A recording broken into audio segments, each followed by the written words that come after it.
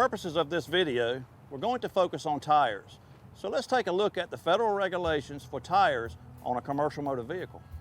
According to FMCSR 393.75, no motor vehicle can be operated if any tire exhibits the following conditions: exposed body ply or belt material through the tread or sidewall, tread or sidewall separation, flat tire or a tire with an audible leak, or has a cut where the ply or belt material is exposed. In most cases, a vehicle will be placed out of service if any of these conditions are present.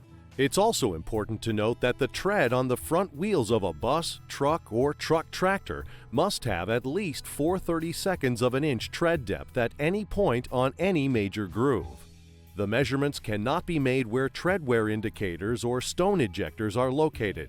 If one spot on a major groove measures less than 4/32 of an inch, then the driver can be ticketed.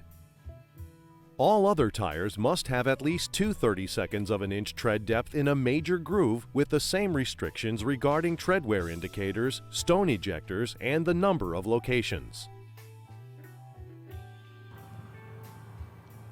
If the tread depth is less than the limit established by 393.75, then the driver will be cited for a violation and assessed points under CSA.